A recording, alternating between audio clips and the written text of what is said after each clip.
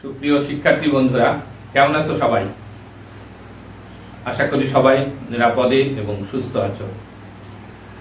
অষ্টম শ্রেণীর সকল শিক্ষার্থীকে জেলা স্কুলের অনলাইন ক্লাসে স্বাগত জানাচ্ছি। আমি অশোক কুমার দে, সহকারী শিক্ষক, জেলা স্কুল যশোর। গত ক্লাসে আমরা পরপর দুটি ক্লাসে বৃত্ত সম্পর্কিত ক্লাস নিয়েছি। প্রথম ক্লাসে আমরা বৃত্ত কি বা বৃত্ত সম্পর্কিত ধারণা দিয়েছি, বৃত্তের জ্যা, ব্যাসার্ধ, ব্যাস এ সম্পর্কে। তারপরে আমরা উপপাদ্য 1 আলোচনা করেছি। আজকে তারই ধারাবাহিকতায় আমরা উপপাদ্য 2 সম্পর্কে আলোচনা করব। তোমরা সবাই মনোযোগী হও, বোর্ডের দিকে খেয়াল করো। এখানে আমি একটা বৃত্ত এঁকে রেখেছি এবং বৃত্তের দুইটি জ্যা এ বি এবং সি দুটি সমান জ্যা আছে। বৃত্তের কেন্দ্র হচ্ছে ও।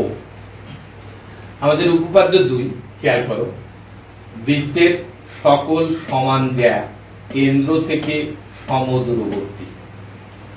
বৃত্তের সকল সমান জ্যা কেন্দ্র থেকে সমদূরবর্তী, এটা আমাদের প্রমাণ করতে হবে। আমরা আস্তে আস্তে প্রমাণের দিকে এগিয়ে যাচ্ছি। তাহলে আমাদের উপপাদ্য 2 হচ্ছে বৃত্তের সকল সমান জ্যা কেন্দ্র থেকে সমদূরবর্তী। তোমরা বোর্ডে দেখতে পাচ্ছ ও কেন্দ্র বিশিষ্ট একটা বৃত্ত, যার A B O C D দুটো জ্যা একা আছে। এই দুটো পরস্পর সমান জ্যা, আমরা কম্পাইল দিয়ে সমান করে দুটো জ্যা এঁকেছি। আমাদের প্রমাণ করতে হবে জ্যাদ্বয় কেন্দ্র থেকে সমদূরবর্তী। প্রথমে আমরা মনে করি আমাদের বিশেষ নির্বাচন, মনে করি ও কেন্দ্র বিশিষ্ট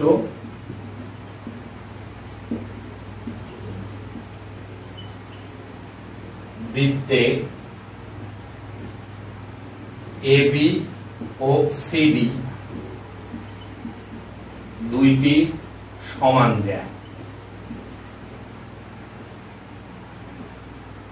ও কেন্দ্র বিশিষ্ট বৃত্তে এ বি এবং সি ডি দুইটি সমান জ্যা। প্রমাণ করতে হবে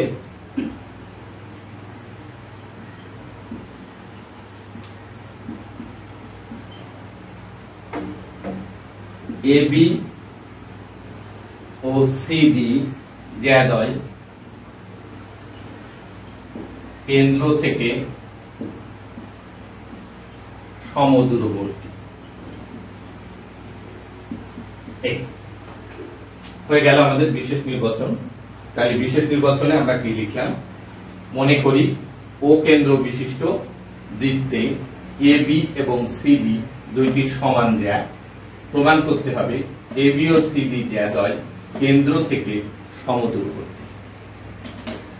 এবার আসবো আমরা অঙ্কন।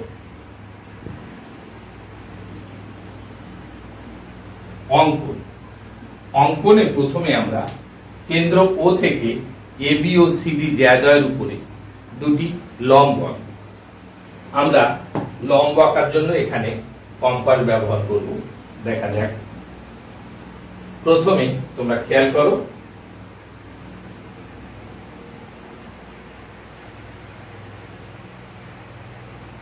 ও বিন্দুকে কেন্দ্র করে যে কোনো ব্যাসার্ধ নিয়ে আমরা একটা বৃত্তচাপ আঁকলাম।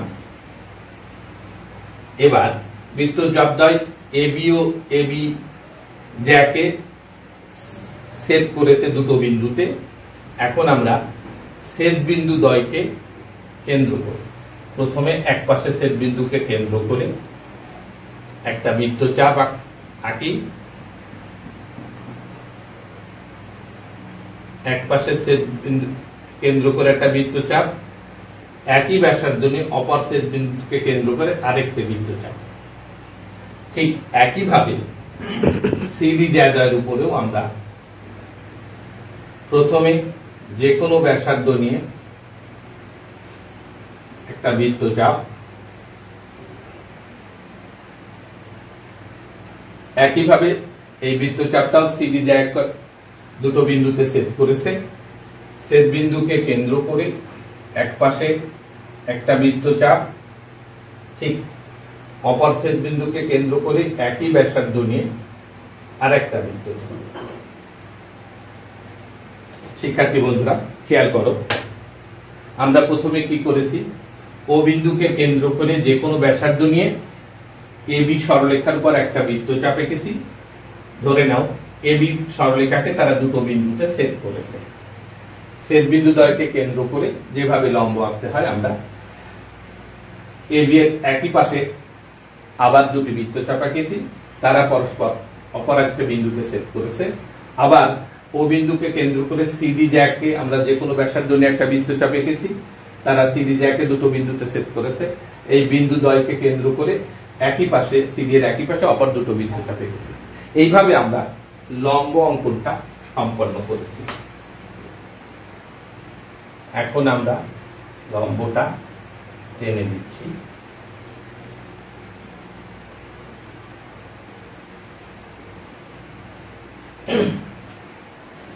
আমরা এবি জ্যায়ের পরে কেন্দ্র ও থেকে ও ই এবং সিডি জ্যায়ের পর কেন্দ্র ও থেকে ও এফ লম্ব অঙ্কন করি। এবার ও এ এবং ও সি, ও এবং এ বিন্দু যোগ করে দিলাম। ঠিক একইভাবে ও এবং সি বিন্দু যোগ করে দিলাম।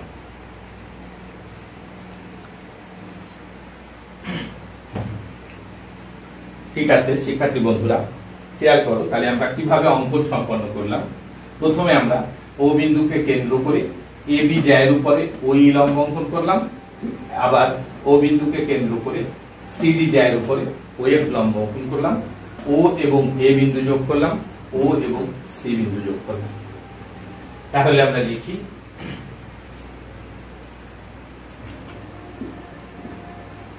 কেন্দ্র ও থেকে এবি ও সিডি জ্যাদ্বয়ের উপর যথাক্রমে ওই এবং ওএফ লম্ব আঁকি। এখন ও কমা এ এবং ও কমা সি যোগ করি। এভাবে আমরা অঙ্কন সম্পন্ন করি। শিক্ষার্থী বন্ধুরা খেয়াল করো আমরা কিভাবে অঙ্কনটা সম্পন্ন করেছি। কেন্দ্র ও থেকে এবি জ্যায়ের পরে আমরা ওই লম্ব এঁকেছি। ঠিক একই কেন্দ্র ও থেকে সিডি জ্যায়ের উপর আমরা ওএফ লম্ব এঁকেছি। ও এবং এ বিন্দু, ও এবং সি বিন্দু যোগ করেছি। এখন আমরা চলে আসব প্রমাণে।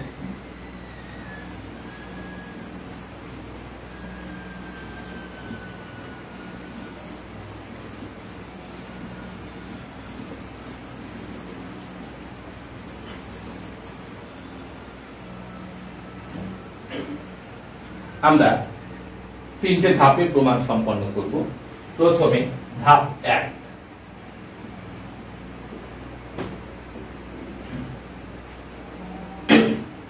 ধাপ 1-এ আমরা প্রথমে দেখো ওই লম্ব এবি এবং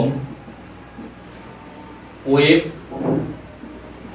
লম্ব সিডি হওয়ায় ওই লম্ব এবি এবং ওএফ লম্ব সিডি হওয়ায় আমরা লিখতে পারি এই ইকুয়াল টু বি এবং সিএফ ইকুয়াল টু ডিএফ। এটা আমরা লিখতে পারি ওই এবি এর উপর লম্ব। আমরা জানি এর আগের উপপাদ্য আমরা পড়ে এসেছি, উপপাদ্য 1-এ কেন্দ্র থেকে জ্যায়ের উপর অঙ্কিত লম্ব জ্যাকে সমদ্বিখণ্ডিত করে। এখানে আমরা সাইড নোট সেটা দিতে পারি, কেন্দ্র থেকে জ্যায়ের উপর অঙ্কিত লম্ব জ্যাকে সমদ্বিখণ্ডিত করে। সেই জন্য ওই এবি এর পর লম্ব হয়, এবি কে দুই ভাগে সমান দুই ভাগে ভাগ করেছে, এই আর বি তারা পরস্পর সমান। ঠিক একইভাবে ওএফ সিডি এর উপর লম্ব হয়, এফ বিন্দু সিডি জ্যাকে সমান দুই ভাগে ভাগ করেছে, তার মানে সিএফ ইকুয়াল টু ডিএফ। তাই আমরা এই সাইড নোট হিসেবে লিখব, কেন্দ্র থেকে জ্যায়ের উপর অঙ্কিত লম্ব জ্যাকে সমদ্বিখণ্ডিত করে। আচ্ছা, এটা হয়ে গেল আমাদের ধাপ 1। তা এই যেহেতু ইকুয়াল টু বি, তাহলে আমরা লিখতে পারি অতএব এই ইকুয়াল টু হাফ এবি, এই এবি এর অর্ধেক, এবং CF equal to half CB.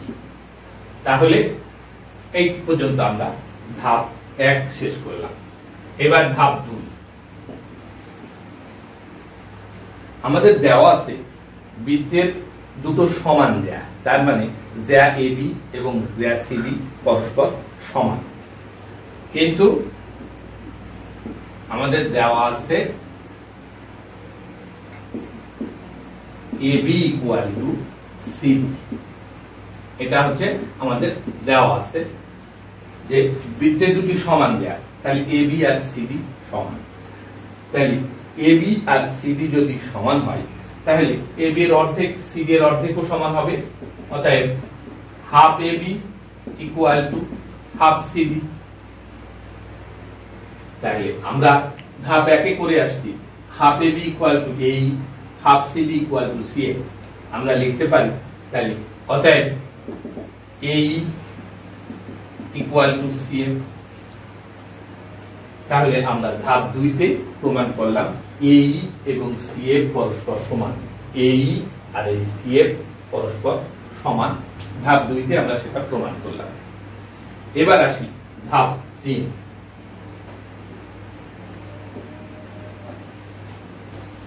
ধাপ 3 এর ক্ষেত্রে দেখো, যেহেতু ওই এবি এর উপর লম্ব, সুতরাং ও এই একটা সমকোণী ত্রিভুজ। ঠিক একইভাবে ওএফ সিডি এর উপর লম্ব, তাহলে ওএফ সি একটা সমকোণী ত্রিভুজ। তাহলে আমরা লিখতে পারি সমকোণী ত্রিভুজ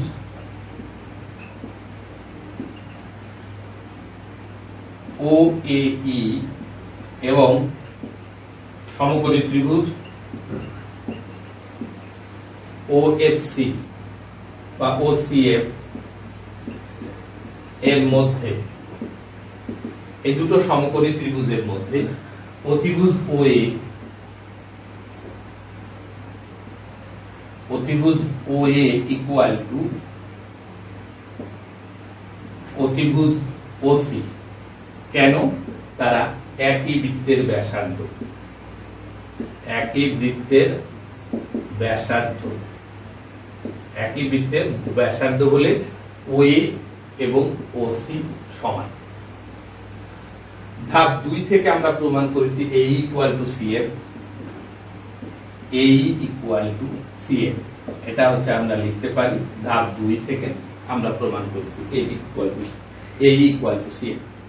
শিক্ষার্থী বন্ধুরা, তাই ওএই এবং ওসিএ এই দুটো সমকোণী ত্রিভুজের মধ্যে ওএ এবং ওসি অতিভুজদ্বয় পরস্পর সমান, আর এই এবং সিএফ বাহু পরস্পর সমান। আমরা জানি দুটো সমকোণী ত্রিভুজ হলে তাদের সমকোণ সমকোণ তো সমান আছেই, আর দুটো বাহু অপরটার দুটো বাহু সমান হলেই আমরা লিখতে পারি ত্রিভুজদ্বয় সর্বসম।